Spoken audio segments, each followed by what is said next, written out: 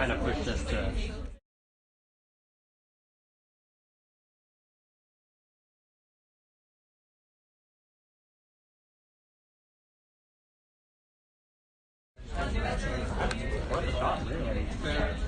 I mean, because that was my thing. It's like I was thinking, I don't have a bunch of experience, whatever. But I was like, okay, but why not? Like, I'm not going to regret being able to drop it. Yeah, for sure. Yeah, and worst case, after your freshman year. Yeah. I mean, oh, really? Yeah.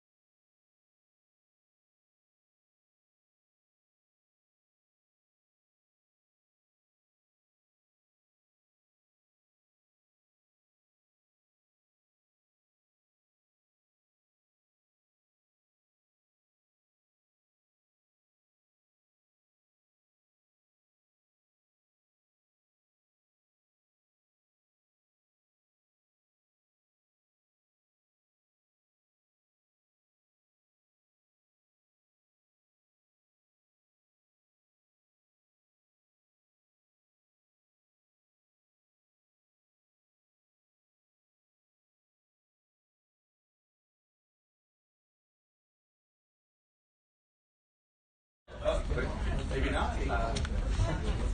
Yeah, all right. Well, okay. Good, Alejandro? All right. Well, howdy. Howdy. Thank y'all for making the trek through this real sudden blizzard that we just experienced like for 2 days now. This is our last general meeting of the semester. I hope y'all had an amazing semester like the rest of us, because we've sure had a great time being able to form this SEDS community this semester. So, without further ado, let's just jump right into it. If y'all have been reading our emails, we've kind of been pushing a demographic survey really hard, because to be able to be eligible for some awards at the SEDS national level, we have to present our demographics and everything. So, as a last chance to win a $15 Amazon gift card, please follow that QR code and fill in the demographic survey. We're gonna spin a wheel a little bit later during the meeting, and whoever wins $50. All right, so let's just pause for a little bit. So people, yeah.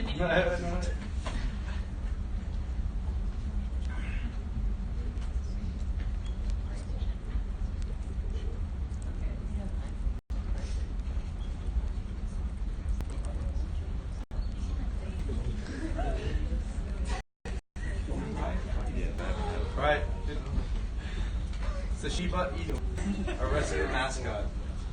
All right, was everyone able to follow the link? All right, perfect. So now introducing the Society of Women in Space Exploration. Could you please give them a round of applause?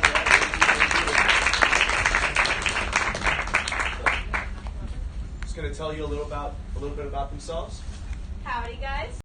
Howdy. We're space, essentially, because we have a really long name. Yeah, Society of Women in Space Exploration. We just wanted to come in and show you all that we are a new club, and then Diagenesis is here to know anything about it. We have our kind of list of things that we'll be working on this semester and next semester. Yeah, and we're like a fairly new organization. Like, we just got accepted this semester, so we're really just setting our informationals pretty soon. Actually, as you can see, we had one of our informationals this past week, and we're going to have a second one next week. So if you want to know more about it, you can scan that QR code, join our mailing list. We're supposed to have our vice president here, but she's running late, so you get us instead. I'm the social media officer, and I'm the treasurer. So yeah, if you guys have any questions about slides, please feel free to talk to us after the meeting is done. Thank you.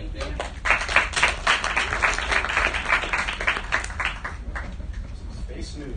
Hey. Howdy. Howdy. So lots been happening in terms of space news. So, okay, first thing, NASA's they've been talking about the Europa Clipper mission. If you're in science labs, we covered this, if y'all remember. But they're sending a spacecraft to one of Jupiter's moons. So this is kind of really cool because we're kind of starting to look into ocean and ice worlds, looking at the Galilean moons, Jupiter's four largest moons. So this is kind of coming into focus. I know we always hear about Mars, and Mars is cool, but this is also happening. And also, this was really exciting. Voyager 2 reached interstellar space, and it's actually, we've been learning a lot about plasma densities out there, so that's pretty exciting. So yeah. Oh, was that supposed to be first? No. What? 1 second. Pause real quick. Spoilers, guys. Yeah, you can move that. Yeah, spoiler alert. Yeah. It's moved. Okay. It's all good. All right. Wait, what? What did I do? Oh, wait, already? Oh, dope. Okay, well, as if y'all were already aware of the demographics, then y'all were also aware of the officer applications. 3 new spots are opening up. So if you could please. What spots are those, Patrick? Email coordinator, vice president. I know, a big round of applause to our current one, and he's graduating at the end of the semester. So we're gonna miss him a lot. It's really sad to say that we're replacing him, but yeah. And a new position that we just created called Tech/Media. So we'll go into more detail if you. To the next slide, please. All right, so email coordinator. I'm not really going to read straight off the slide, but essentially, if y'all have noticed that this semester our emails have gotten really nice, it's because we love the email coordinator position, specifically Jessica Nunez. Unfortunately, by the end of the semester, she will no longer be holding her position, and so that will be opening up. Just if you would like to know more, then just please either ask us after the meeting or look through the application. The application goes really in depth as to what the position entails, or just quickly read as much as you can before we move on to the Take next a one. picture of it. Yeah. All right. What? Why is that I'm sorry, we'll come back. there? There's going to be more context to that photo, I promise. Okay, so Tech/Media guy, or person. So it's not going to be as exciting as the image entails. Not going to be hacking into world governments or anything, hopefully. I mean, I'm not sure. SEDS officer position is a pretty powerful position, so who knows what it is. But essential, the gist of it is that you're going to be in charge of the live streams, you're going to be in charge of bi-weekly podcasts, all the media stuff that we want to kind of start putting out, make it a lot more inclusive and make it a lot more like, yo, we want to flood y'all with space stuff, like who doesn't love space, right? And so that's going to be the job of the Tech/Media person. And then vice president Alejandro, could you talk a little bit about that? So he's been vice president ever since Micaiah, our previous president, kind of restarted the organization. So for about a year and a half now, Alejandro's been holding down the fort in VP. So I don't think there's anyone that knows more about the duties than Alejandro. So I'm gonna let him. Hi everybody. Howdy.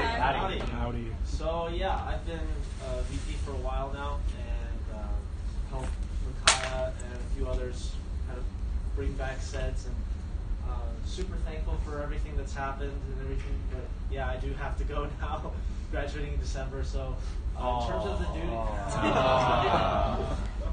in terms of the duties, basically it's just helping the president get stuff done, helping coordinate officers, helping bring to fruition ideas that might guide SEDS, just like the president does. And then, let's see, I've kind of added on some responsibilities here and there, which is why we're trying to do the tech position now. Let's see. But mainly, you're also going to be coordinating like general meetings and the social events and stuff like that, kind of the nitty-gritty stuff, and helping coordinate it so that the president can focus a lot more on big picture. Let's see, and that does include things like the open house at the MSC, coordinating that. We're registering for the spring one, so make sure and come in January. Let's see. Yeah, that's pretty much it. You can just read up there if you want some extra stuff, and then in the application, it's got some more detail on what you'll be doing. But basically, it's going to be helping to make sure that the president is not completely inundated with stuff in terms of help making sure SEDS is running smoothly. So, yeah, and I guess thank you guys for letting me stay on. It was a fun semester. Yeah. I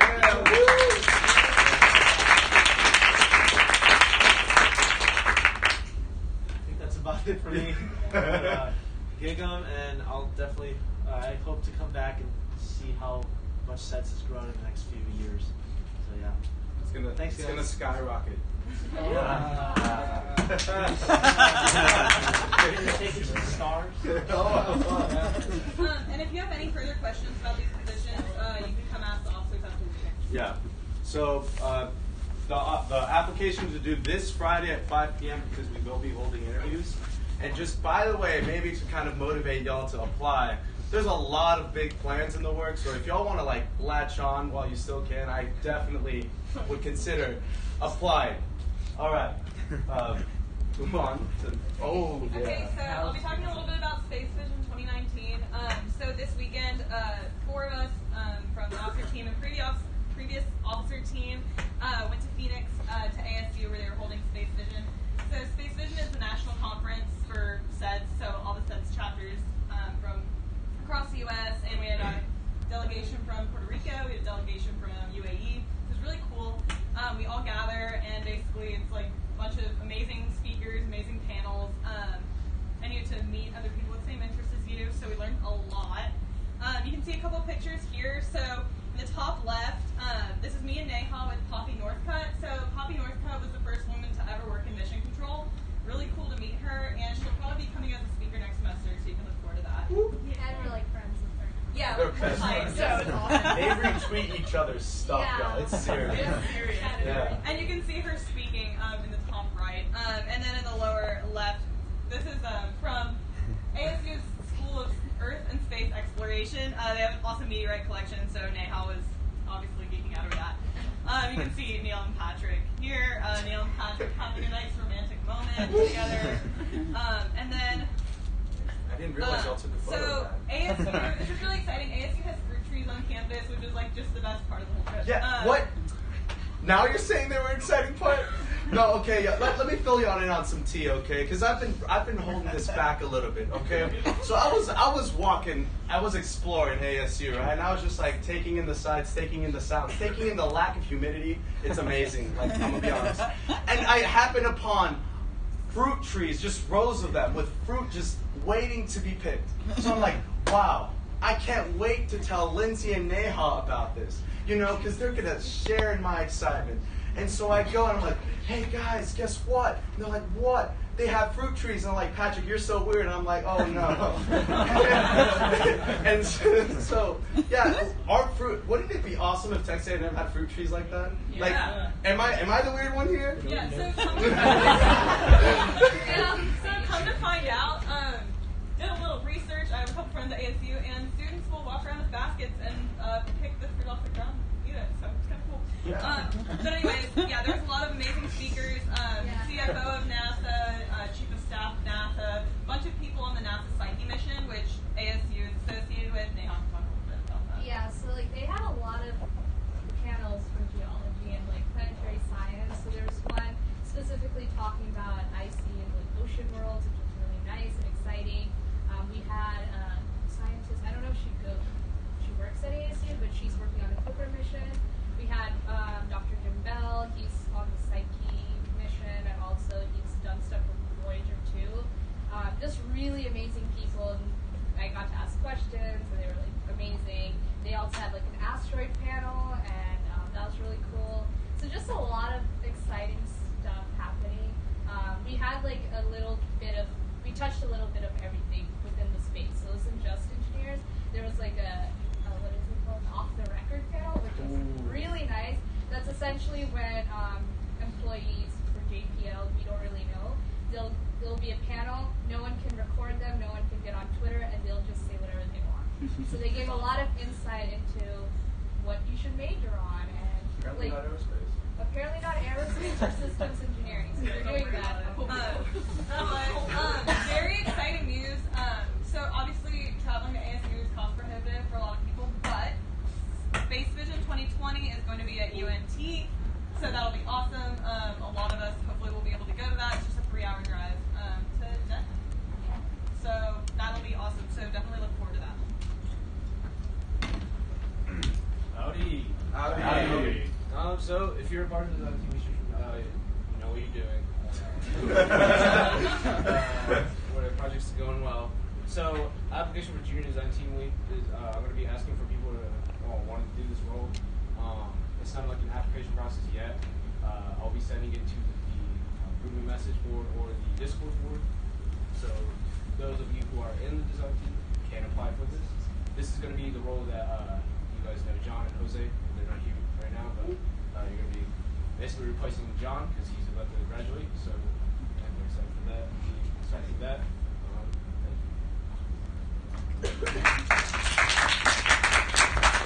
Alright, so new merchandise. So for this year, we have a new white long sleeve tee. It's from Gildan.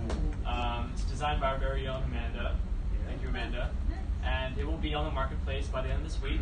You have by the end of the semester to purchase it because we anticipate orders to come in by next semester, and you'll be able to get your shirts then. And as well as old merchandise. This is the merchandise from last year, as you may know. It will be on sale, and only limited sizes are available, so get them as soon as you can. Yeah, it's just surplus, so none of these new ones will be ordered. So whatever's left, that's what you can purchase. Okay, so as you guys saw the email, we have a really cool guest speaker. Traditionally, we've had astronauts and engineers who are equally cool. Maybe. I don't know. But for the first time, I think in SEDS for TAMU, we're having a geologist, a really cool geologist. She works at NASA Johnson Space Center, so very cool. Yeah, so Dr. Effie, if you want to come up. So this is Dr. Effie.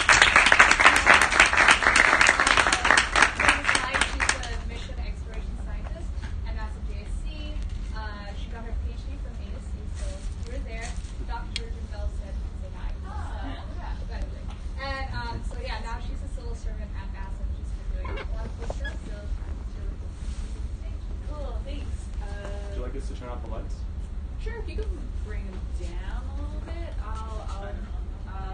So Neha invited me to talk a little bit about how I got involved in planetary science, but also the motivation for planetary science, because I know a lot of you are engineers, and one reason we go to space is to learn stuff and to do science. So I'll talk about why we are on Mars.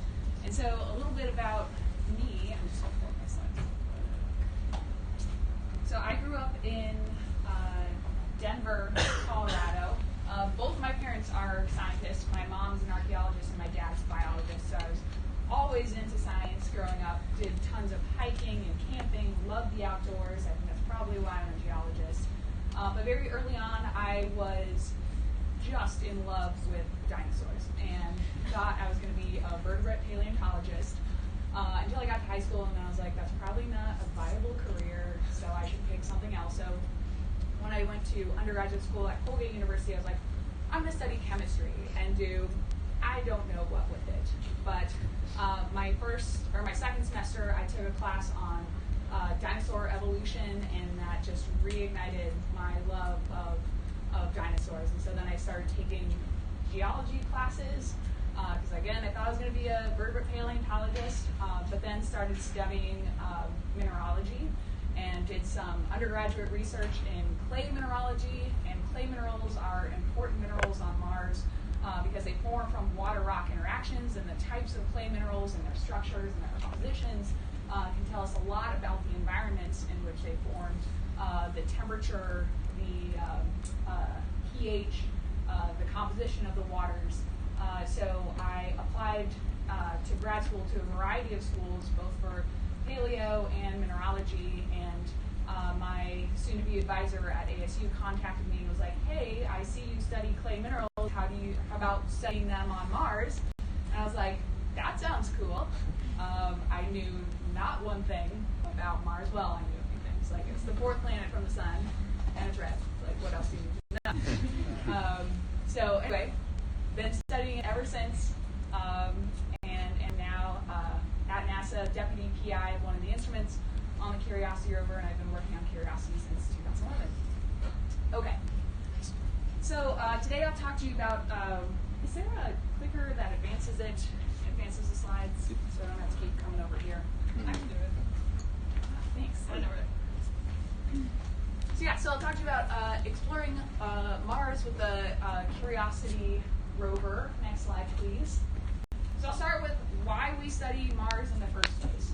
So one of NASA's strategic goals is to ascertain the content, origin, and evolution of the solar system and potential for life elsewhere. So that's a really big thing.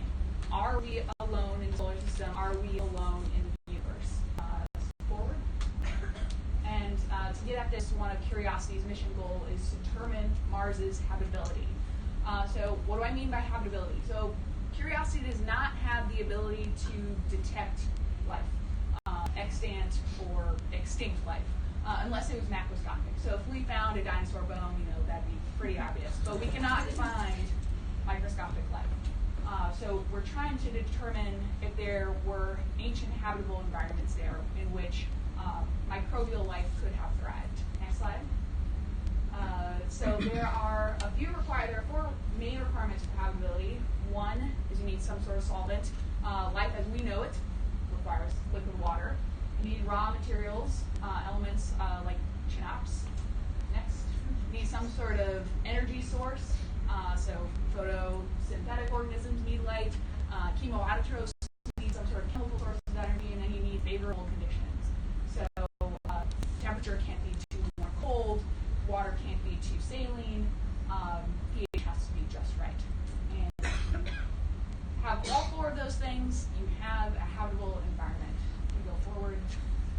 So remember, one of those things that we need is liquid water. We know that there is frozen water on Mars. We see it at the poles. We also see it in the near subsurface at high latitudes. If you go forward, there is limited, tenuous evidence for liquid water on the surface today. These are recurring slope lineae. You can see these dark streaks forming on crater walls during the spring and summertime. Some people think that this is driven by liquid water in the near subsurface flowing downhill. Others say that it is a completely dry process. So, jury's still out. Next slide. But there is abundant evidence for liquid water in Mars's very ancient past. And so I'm going to zoom into this part of the planet. So this is an elevation map of where the red and white colors are high elevation, blue is low elevation for scale. This is a canyon system called Valles Marineris. That's about 3,000 kilometers long. And you can see between the boundary between these higher elevation areas and that lower elevation basin that there are these massive outflow channels that are in some cases over 1,000 kilometers long. So they must have involved a lot of liquid water to form. Next. We see lots of other morphological evidence for ancient water on Mars. So this is just a complex ancient river system. We also see deltaic deposits. Deltas form when rivers flow into a standing body of water. So this is from a river flowing into a lake on a crater floor, a crater called Everswaldy. Next slide. So the early Earth and early Mars, very different. Similar rock types, but early Earth had plate tectonics, still does, thank God. But that means less than 1% of the truly ancient crust on Earth is present because the crust keeps getting constantly recycled by plate tectonics. On Mars, there was never any robust tectonism, so never any plate tectonics that could have recycled the crust. And so we can observe ancient sedimentary rocks that are 3, sometimes 4 billion years old that have undergone very little alteration since their deposition. And this time period is super important because around the same time on Earth, that's when life was starting to take hold. So we can look back into Mars's history around the same time and try to figure out if life was also starting to take hold on Mars. Okay, so we can also look for evidence for water based on the mineralogy. Secondary minerals are minerals that form from water-rock interactions, and they can tell us about past aqueous environments because some of them form under very specific conditions. So like salts form in salty water. There are some minerals that form under very specific pH. There are some that form under very specific temperatures. Many of these we can detect using orbital infrared spectroscopy. Some of these include phyllosilicates or clay minerals. We find those in the oldest terrains on Mars, those that are over about 3.6 billion years old. Phyllosilicates are super important because they require a lot of liquid water to form. We see sulfate salts in slightly younger terrains, so terrains that are 3 to 3.5 billion years old. So again, they form in more saline environments, so they suggest more drier conditions. And so we think this change from phyllosilicates in the oldest terrains to sulfate salts in the youngest terrains marks a dramatic climate change on Mars about 3.5 billion years ago when the planet started to dry out to what we see today. Okay, so that brings us to why Curiosity is at Gale. So we are in a crater, an impact crater basin along the dichotomy between the southern highlands and the northern lowlands. Next slide. And Gale Crater is an impact basin. It's about 150 kilometers in diameter. And what's really interesting about Gale is that there's this mound of layered sedimentary rock in the middle that we call Mount Sharp. It's about 5 kilometers tall. And what's really interesting is based on orbital infrared spectroscopy, we know that these lowermost layers have a variation in mineralogy that suggests that they preserved that dramatic climate change on Mars about 3.5 billion years ago. Next slide. So I'm going to just zoom into those layers. So now I've changed our view. We're just looking straight down. So the top of Mount Sharp is over here. From infrared spectroscopy, we know that some of these layers are enriched in a mineral called hematite. It's an iron 3+ oxide, so oxidized iron. There are clay minerals, and there are also sulfate salts. So the goal with Curiosity was to land on the plains, drive up these lowermost slopes of Mount Sharp into younger and younger rocks. Next. And determine what these ancient climates were like and if they would have been habitable. Next. So we have a variety of instruments on Curiosity to study these rocks and sediments. We have a few cameras. Mastcam is at the top. We also have Molly on the arm. It's our hand lens imager. So it gets us to a resolution of about 20 microns per pixel. We have a few instruments that can determine the geochemistry or chemical composition. ChemCam is on the mast. It uses laser-induced breakdown spectroscopy, so it fires a laser up to 7 meters away, creates a plasma in the rocks or the sediments, and then has 3 spectrometers that analyze that plasma to determine the chemical composition. We also have the alpha particle Xray spectrometer on the arm. It uses Xray fluorescence and particle-induced Xray emission spectroscopy to determine bulk geochemistry. And then we have our 2 instruments in the body of the rover are 2 laboratories. Sample analysis at Mars, or SAM, can determine the composition. It can identify organic molecules. It can also determine isotopes of elements using gas chromatograph mass spectrometry. And then the instrument I work on is ChemIn. It's a combination Xray Diffractometer, Xray fluorescence spectrometer. Next slide. So I'll talk a little bit about ChemIn and how it came to be. That might be interesting to engineers. So Xray diffraction is super useful, widely used technique for decades and decades amongst geologists, material scientists, chemists, people in the pharmaceutical industry, because it is used to identify crystalline structures, including minerals, and identify their abundances. So in the laboratory, Xray diffractometers can be pretty big. So they can be like the size of a refrigerator. They are starting to miniaturize them. So I know geology has a benchtop XRD that Marianne and Kashana know how to use. But it's starting to be miniaturized for field work. So this orange briefcase is an Xray diffractometer that you can take into the field. That's Elite, I think, in Norway. And that image at the top right is the image of Kemin in the rover. So you can see it's the size of maybe like a small microwave. Next. Okay, so the principle of the instrument is so we have an Xray source. It emits an Xray beam. This beam is collimated, is transmitted through a sample of powdered rock or loose sediment. That Xray beam is then diffracted off of planes in the crystals in the sample, and the diffracted X-rays are collected on a single CCD. And that CCD measures the position and the intensity to give us the X-ray diffraction patterns on the top, and it also measures the energy of those X-rays, which gives us the X-ray fluorescence and the elemental composition. Unfortunately, the XRF portion was de-scoped before flight, and so our XRF is qualitative rather than quantitative.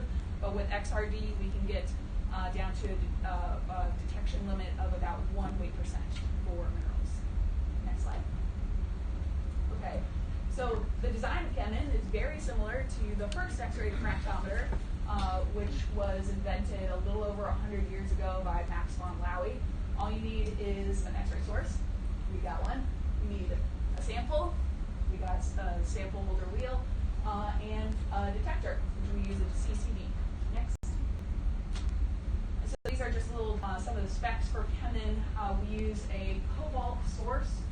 That beam is collimated to about 70 microns in diameter. For our samples, we keep them in a sample wheel that has 27 reusable cells, so that we can dump the sample and reuse the cells. Theoretically, sometimes the samples get jammed, unfortunately.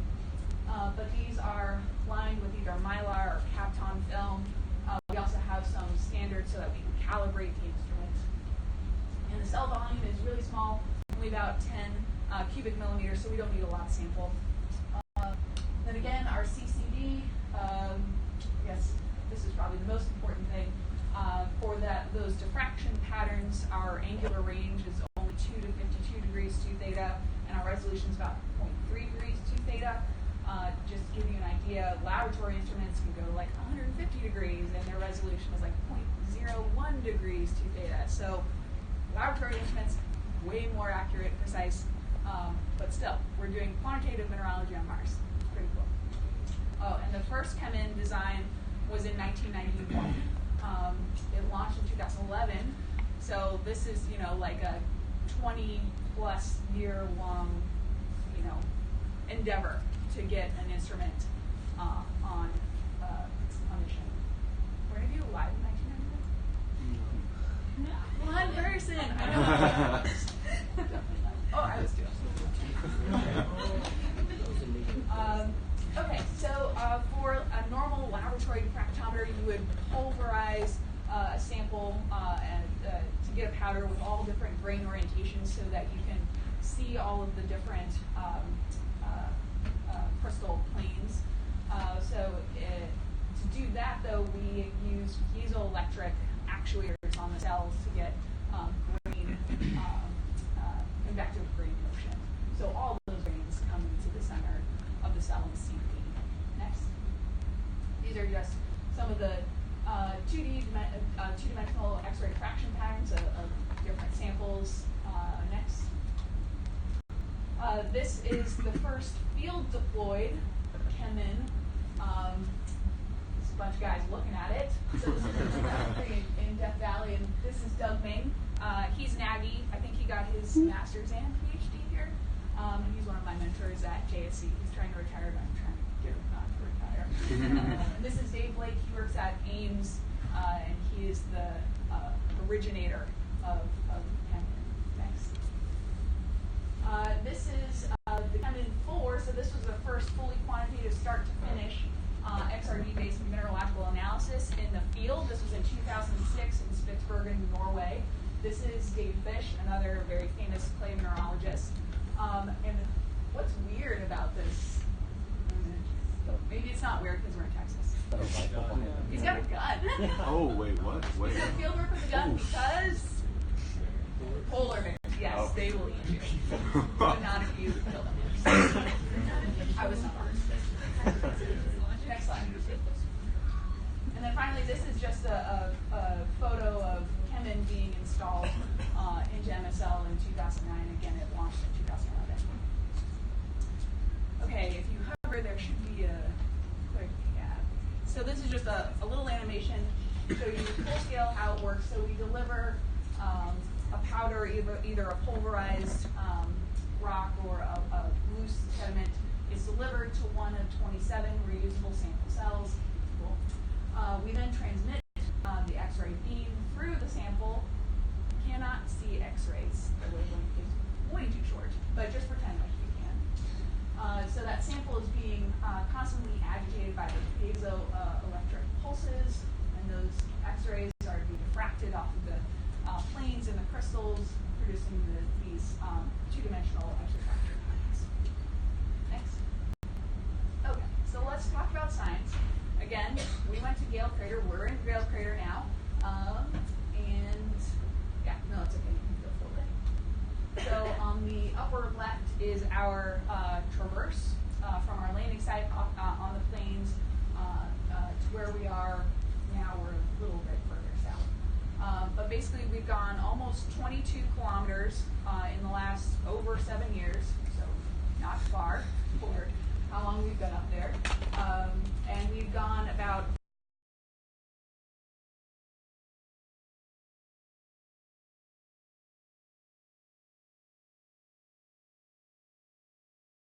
first those. And then we took a quick turn to the south. Mount Sharp.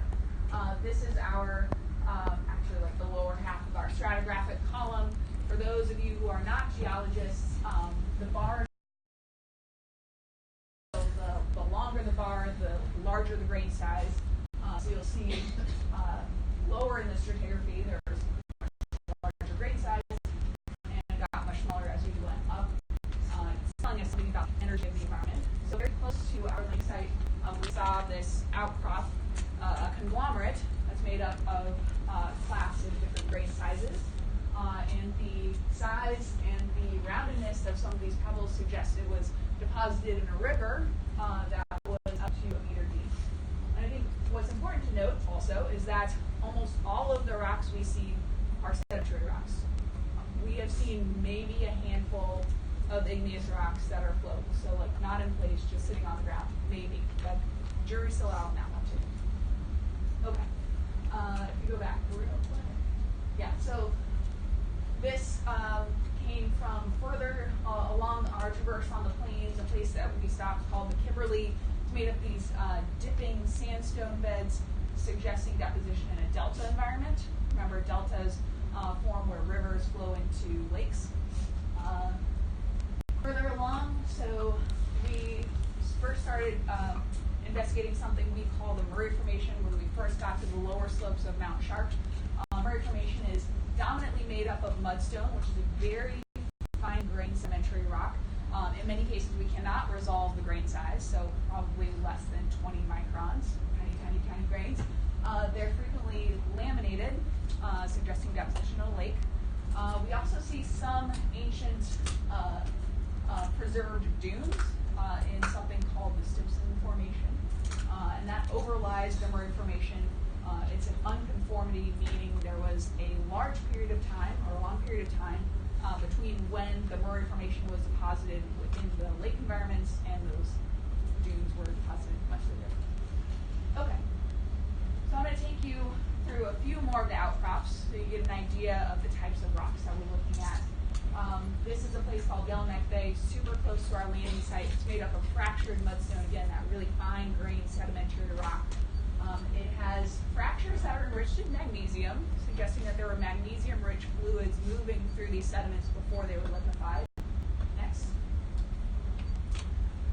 This is a super important outcrop from hills. This is where we first started studying those lowermost layers of Mount Sharp. This yellow line represents our traverse through Crump Hills. It's about, I think, 100 meters long. This is about 15 meters of vertical stratigraphy here. These dots represent stops along our traverse, and we actually did this traverse 3 separate times. We spent 5 months here because it was so important. And this type of exploration strategy is called a walkabout. It's what geologists would normally do when you're out in the field. You know, you don't walk up to your first rock and just collect it and say, you know, everything what's happening there and just like go home. You walk around, sort of get a lay of the land, figure out what you're going to take home, write down some notes, walk around a little bit more, take some more notes. It's pretty great.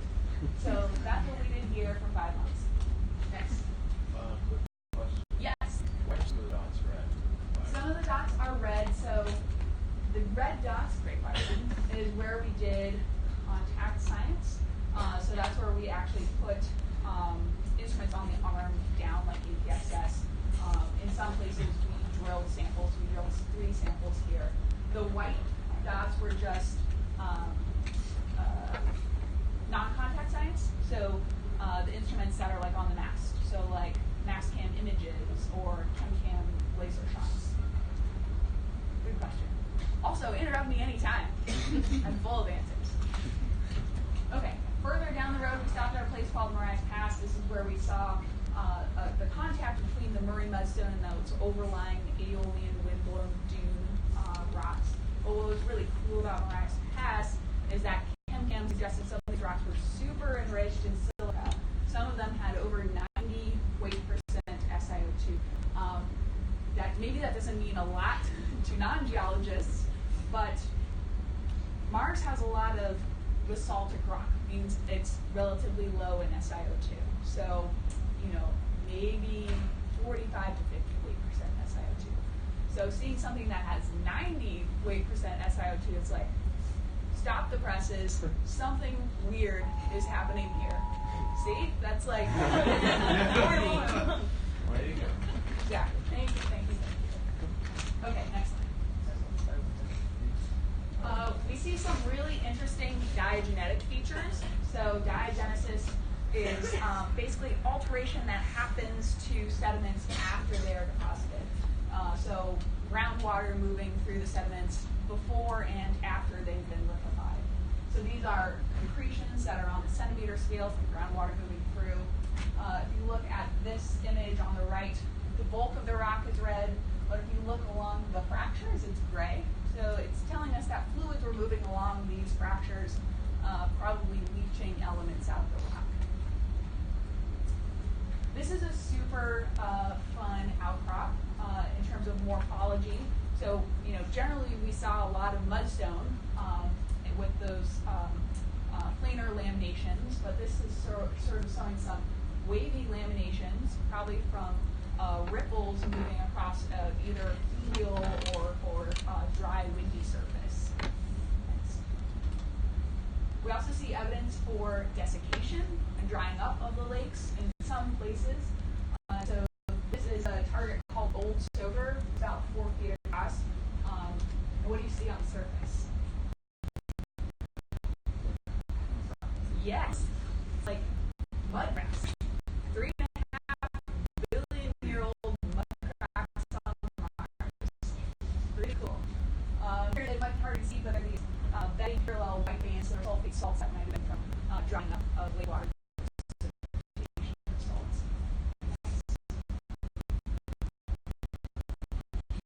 Okay, so this is our depositional model. Now, what was happening in Gale Crater? So if you were in Gale Crater 3.5 billion years ago, you would have seen these rivers and streams emanate from the crater rim, depositing those conglomerates. They'd be entering, forming lakes, a series of lakes on the crater floor. Where it entered the lakes, you would have seen those delta deposits. In the lakes, you would have been depositing those muds, and then on the lake margin, you would have those designation cracks and sulfate salts precipitating. Next. Okay, so I'm a mineralogist, so I'm going to talk about mineralogy. These are mineral abundances of all of the, well, not all.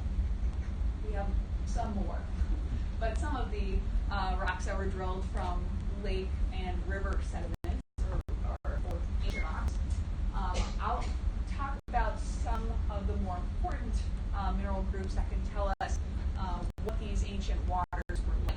So these black slices of pie are magnetite.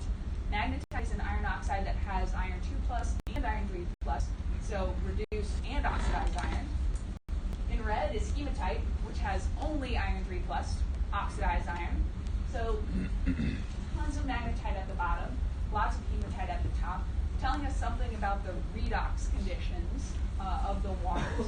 So probably more oxidized fluids up top. In yellow are the calcium sulfate salts. Again, salts form in more saline conditions. We don't really see them down here. We see them a lot up there, so it suggests that there were much more saline fluids in the younger rocks. Next. Okay, I'll finish by talking about the latest campaign that we did on Reuben Ridge next. So Reuben Ridge is this feature in positive relief. We wanted to do a really extensive campaign here because from orbit, the infrared spectroscopy suggests that there's a lot of hematite here. Hematite, again, is that iron 3+ oxide, tends to form in liquid water. So next, we wanted to figure out how this hematite formed, how that compared to rocks underneath it, and how these rocks were deposited. So, you know, a lot of the previous rocks were dominantly deposited in lakes. Is this the same or is this different? Next. This is basically a similar figure of the ridge, but the red and yellow is just showing you where we detected hematite from orbit. This yellow line is our traverse up the ridge, across the ridge, down the ridge, up it again, across, and so we went everywhere. And that's because our drill broke, and our drill is super important for getting samples into Chemin. So we were kind of just tooling around waiting for it to come back online. Since you're engineers, maybe I'll tell you how it broke and how we got it fixed. We engineers at JPL. So the way it works nominally is we drill into rock. When we retract the feed, the sample powder goes up the sleeve and into a chamber. That is where the sample is sieved and portioned, then delivered to the SAM and Chemin instruments. Great. The drill feed mechanism broke. Sucks. It was down for 1.5 years, but the way the engineers fixed it, we're like, okay, we're just going to do a totally new way of drilling. We're just going to feed the mechanism all the way out, and we're going to use it like a hand drill. So what we do now is we just have a drill out, and we push it into a rock, and then we remove it, and then we hover it over one of the instrument inlets, reverse the drill rotation, and let sample just sort of dribble out into the instruments. And it works! It's awesome! So we have drilled, so that came back online, gosh, maybe like 1.5 years ago, and we have drilled 8 samples since then, which is awesome. So go engineers! Thanks very much for all that. Okay, so we drilled 3 samples on the ridge, Soar, Highfield, Rock Hall, 1 just below the ridge, Duluth, and the rocks on the ridge, maybe not surprising, are really hard. So we also unsuccessfully drilled 3 samples, and that's where those blue dots are. Next.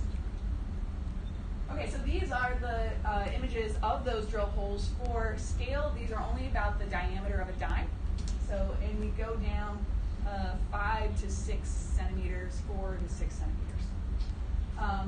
What do you notice about those drill holes? circular. What about those tailings? How are those different? Some are High field is harder. Did anybody say the colors? the The color's different. Oh my gosh, you guys are brilliant. And what's interesting too is that hematite, that mineral that we were chasing, is red. So why is high field gray? That's weird. Next. Okay, these are just fun images because I like them. So this is the first drill hole that we drilled using that new drilling technique. You might have heard about a big dust storm that happened on Mars a year and a half ago. It caused the bomb. But not us, because we use nuclear battery. Okay, next. So that dust storm happened while we were doing our Duluth campaign, and so this is non-dust storm. This is peak of the dust storm, and you can see it is dusty. Next. Okay, so this is Mascan Mosaic post-dust storm. It's a little bit stretched, but what I want you to appreciate is that there are a variety of colors on the ridge, suggesting that there are different minerals in these rocks, which is pretty cool as mineralogists. Next. Okay, but talking about the depositional environment, again, we saw these layered mudstones suggesting depositional lake. So same as the rocks underneath it, these were deposited in the lake. Cool, figured out that question. Next. We also see some interesting diagenetic features. Again, this is from groundwaters interacting with the sediments before and after liquefaction. So these are sort of lenticular star-shaped crystals that are similar to gypsum, which is a hydrated calcium sulfate salt. Next. These, we don't know what they are, so you can see those gray, elongate, for scale, I think the longest one's just a couple of centimeters. But I don't know what to call them. We call them sticks. That's probably not like technical. Anyway, they are enriched in iron, like highly enriched in iron. So suggesting that iron is mobile on a local scale, which makes sense with rejection, hematite everywhere. Next. These are images taken by the ChemCam remote micro imager. These bright white fractures, those are calcium sulfate salts, precipitated fractures. But you can see there are these like dark blebs for scale. That big one in the middle is just like a couple of centimeters tall. But those are like pure iron, like iron oxide. That's what ChemCam is telling us. You can see there's a halo around one of them. Around those iron oxide blobs, it's very depleted in iron. So iron is, something is making iron mobile on Reuben Ridge. We have some hypotheses, but yeah, very nice. Okay, so, and this is where we drilled high field. Remember that one that had the gray tailings. Next.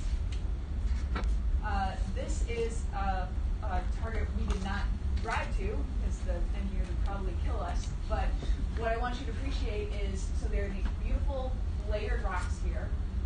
You can see lots of red colors, but also gray. And that gray is cross-cutting those layers, so it suggests whatever is causing this red versus gray color was not during deposition. So this is all post-depositional diagenetic fluids, groundwaters moving through here. So I was wondering how much of the reverse was already determined and how much you're kind of thinking of go. Yeah. How that's driving. Yeah, that's a great question.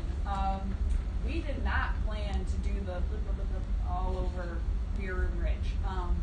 That was because of the drill, but also because we were trying to find a place where we could successfully drill.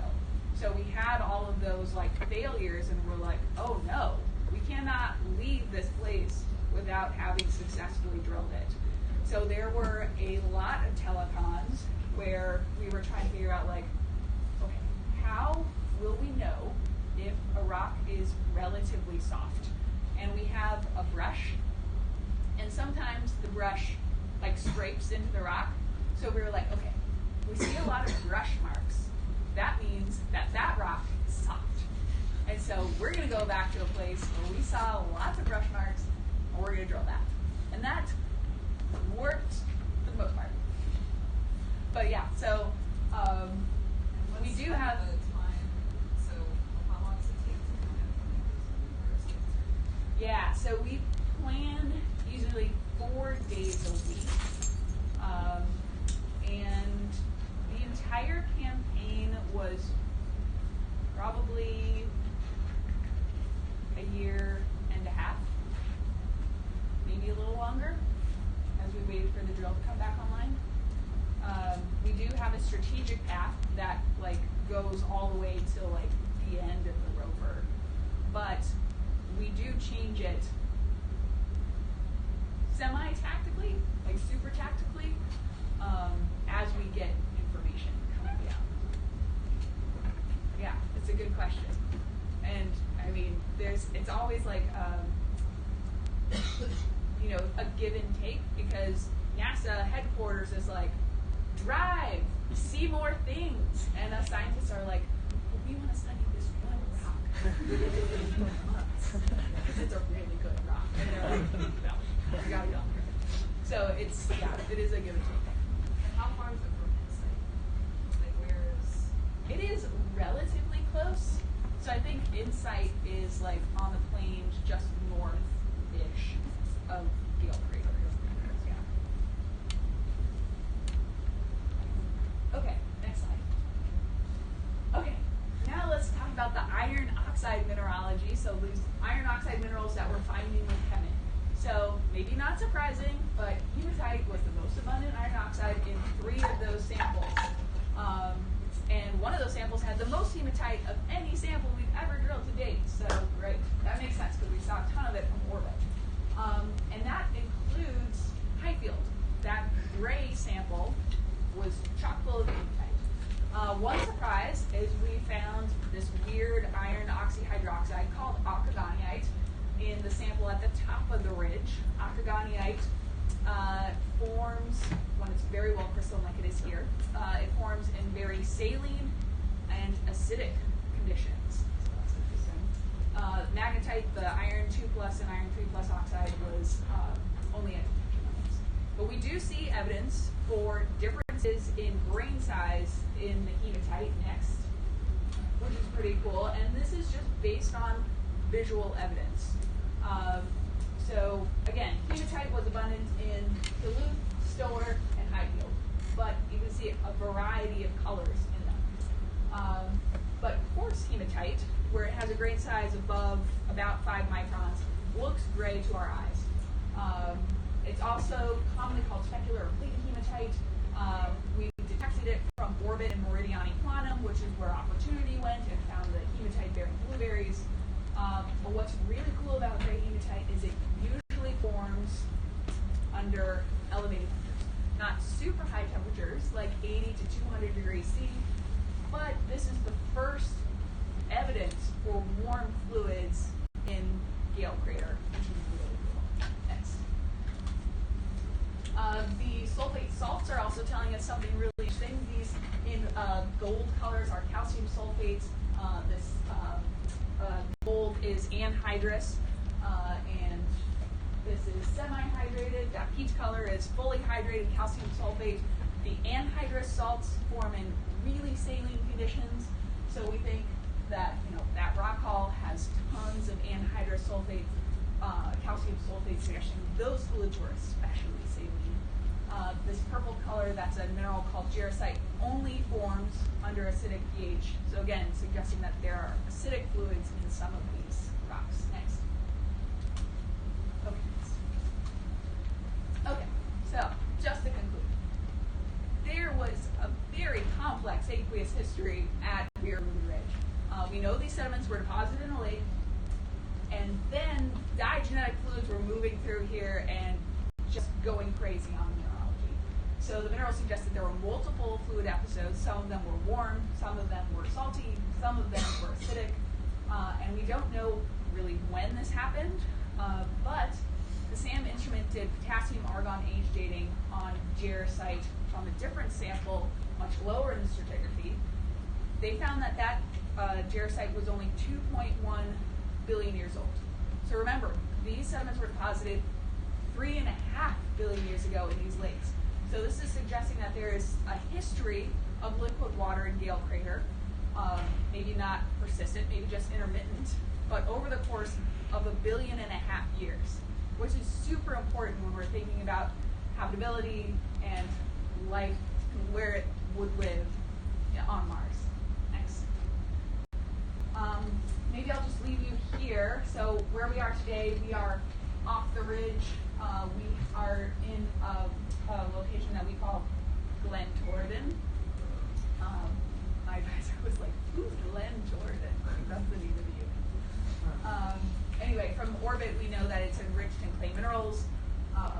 We have drilled 4 samples from Glen Torridon, and it has the most phyllosilicates, clay minerals, of any sample drilled to date. It also has almost no hematite, which is weird because all of that hematite was right here, and there's like none here. So it's telling us again something about the aqueous history, and that it changed a lot, even in just over very short distances. So yeah, I'm sorry I went way long, but thanks for your attention.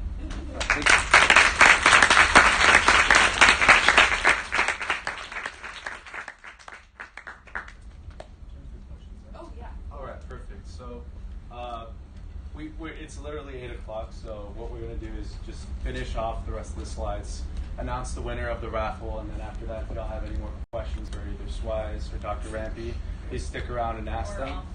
Or officers, yeah, about the officer positions. Maybe even space vision, fruit trees and stuff. Who knows? Yeah.